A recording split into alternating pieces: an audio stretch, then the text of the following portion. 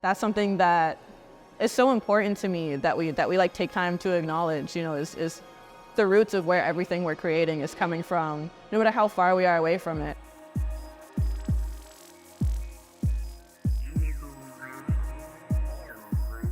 What's up? I'm King Sophia. I am a cellist, an electric guitarist, a vocalist, arranger, composer, teacher, performer, all those fun things. So I started playing cello when I was 7 years old. I did pick it partially because I get to sit down when I play. And then I started branching out into other genres, especially because my pops was like a really heavy musicophile, where he found it was really important to share music with me, not just because like it's a family bonding experience, but also the Black history aspect of it. Growing up as a mixed like Black and Indigenous kid in the Deep South, where you're already not getting any Black history from your education, it was really important that I learned about like my roots through Harlem Funkadelic, through Prince, through all those later genres of funk and soul, through James Brown and everything that came from them, and then also through that more old school jazz, that golden age of Nat King Cole, Ella Fitzgerald, Louis Armstrong, of course Miles and all of his cohorts that followed after him. That really had a major hand in shaping the musician I am today, as well as like the person I am today, and trying to embody all of those really deep principles that they carried with them in terms of the way that they engage with the world, the way that they engage with themselves and their own artistry. And like Miles said about how it takes a long time to sound like yourself, they helped me find that. I really dig into a lot of Janelle Monáe, especially her older stuff that was a lot more focused on establishing her place as somebody that like defies gender norms and defies like Black women stereotypes, and just like Black AFAB stereotypes, especially in seeing in Janelle Monáe stuff that I saw in myself growing up. I would say I also have to give a lot of love to Angel Batoid, the work that she's doing in really like caretaking Black music culture. In general, I have a lot of love for any artist that is coming at music not just from a place of creation, but also from a place of preservation and paying respects. I really appreciate that. People want to act like, certain genres are, this elusive thing. People want to act like techno didn't start in Detroit. People want to act like country music or heavy metal are things that they can gatekeep from Black folks because they somehow don't belong to us, when in reality, metal came from rock, which came from blues, which came from Negro spirituals. Country was Black country people. It was Black Indigenous folks that were first settling the West because we had nowhere else to go. And when we look back, not just at what we call music history, but also at like the intricacies of the socioeconomic dynamics of when music was created, or when the composer was living, when its creators are, what they were inspired by, who they learned from, whose sound they were imitating, you start to be able to put together in your mind this tapestry that we're all a part of, a result of, and a creator of, and guider of this musical tapestry of what we were before and what we're building on. That's something that is so important to me that we like take time to acknowledge, is the roots of where everything we're creating is coming from, no matter how far we are away from it. It kind of feels like incredible that we even still are having new ideas based on that, and new things to make, and new connections to create between different strands, which aren't really so different.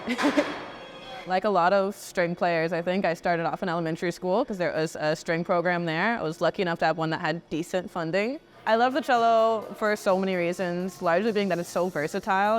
There's so many genres you can play with string instruments in general, but with cello, I learned very recently, really just like in the past like 3 or 4 years ago, how I can treat the cello as a bass and fill in that sort of musical role and work that way. And you can also have it as a melody or harmony instrument. I really appreciate just like the vast many ways that the cello can fulfill so many different musical roles. But then I also just love the richness of the instrument, you know, the tone itself, the timbre. To think about the history of bowed string instruments, they were created to imitate and surpass the limits of the human voice, right? Because cello is closest in pitch range to the human voice.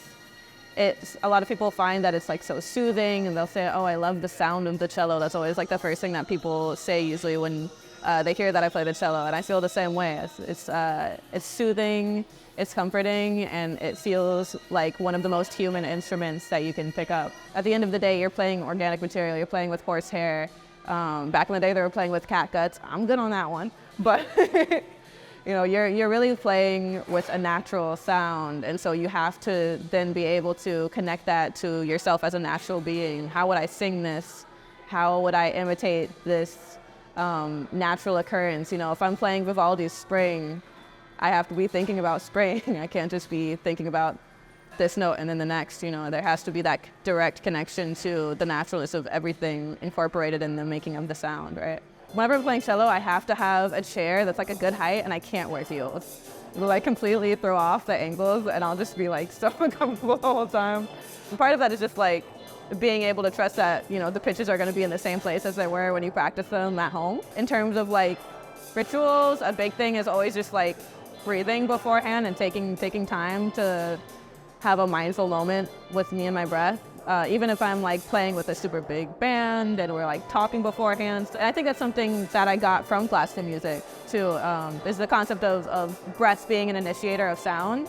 It's a big thing orchestrally and in small ensembles, especially like in chamber music, that string players will breathe to cue each other in.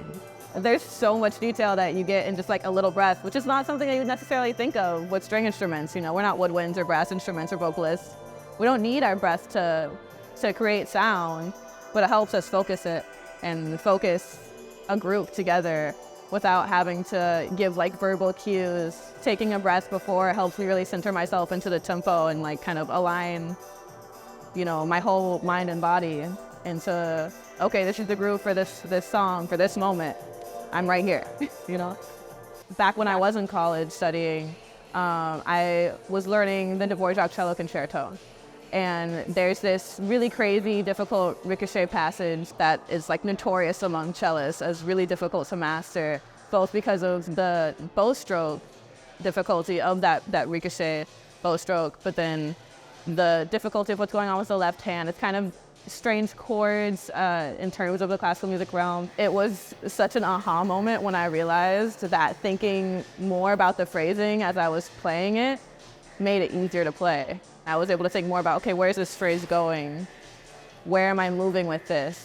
And then everything kind of would fall into sync. There also has to be an acknowledgement that musicality can also make technique better. I've now gotten to a place where I feel confident sitting in anywhere, even if I have to figure it out as I go.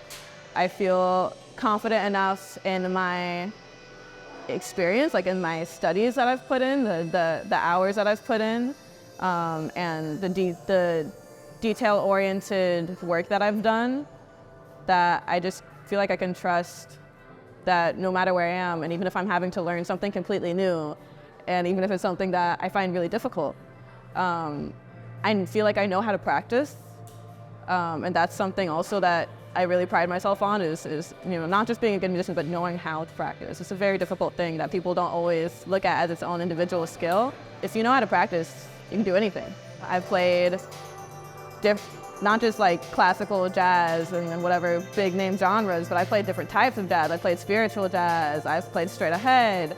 I've played as a bassist, you know, on cello. I've played soloing on cello, using cello as a chord instrument, and I've sung jazz. I learned how to play ambient music just by deciding to do it. I've really covered a lot of bases that really makes me feel like whatever comes next, I can do it. It's a good feeling.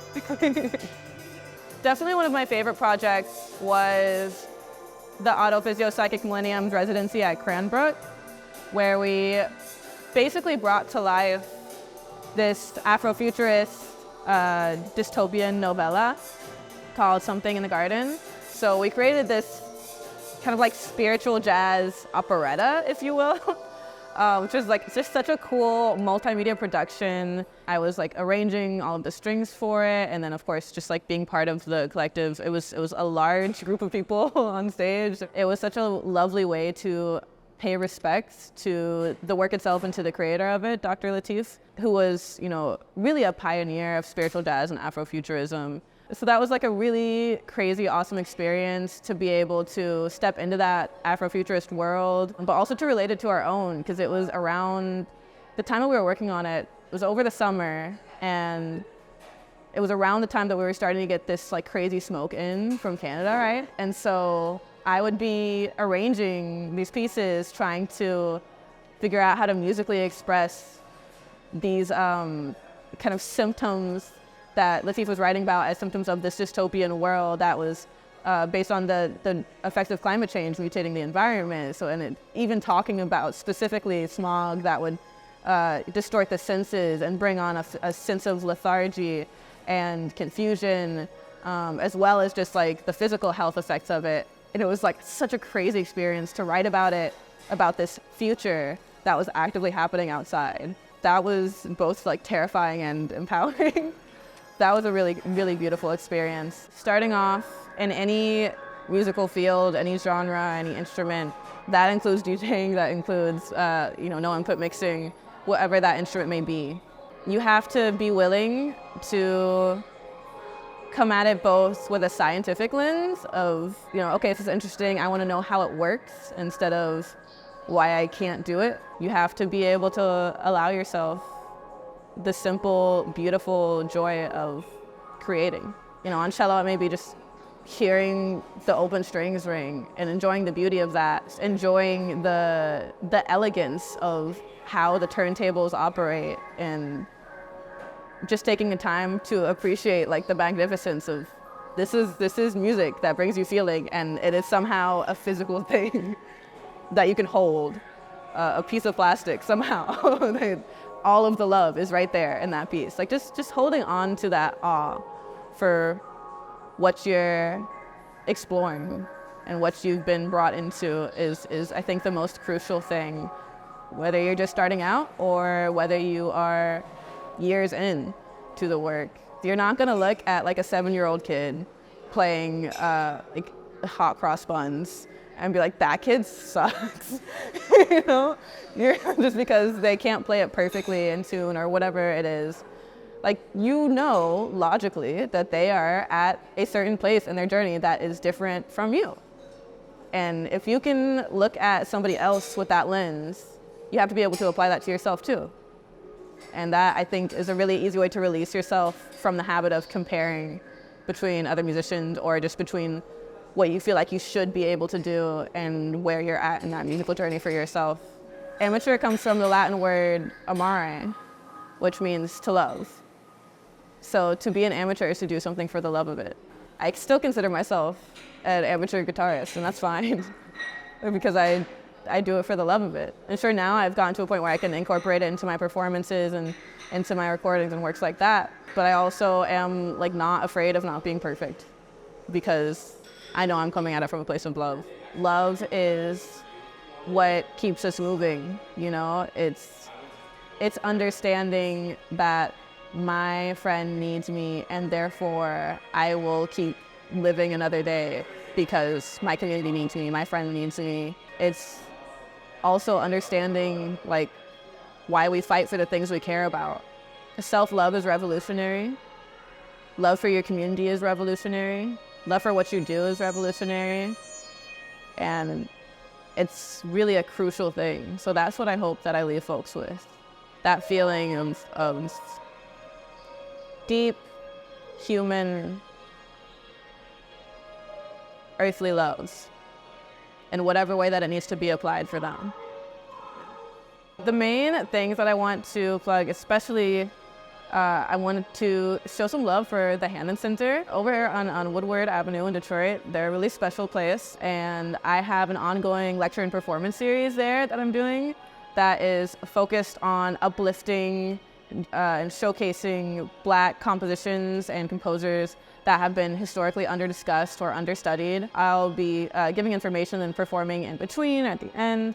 And each time it's a new topic that also has a film component that goes with it. So we can really show how Black artistry and love in that way has been shown throughout the decades, throughout the centuries. We're about to start our new semester in the spring, so you can go to the Hannah Center website to learn more about that. And then anybody that wants to learn more about me and what I do can follow me on Instagram at King Sophia Music, or check out my website, kingsophiamusic.com. I'm also on YouTube as King Sophia Music. That is Sophia with a PH.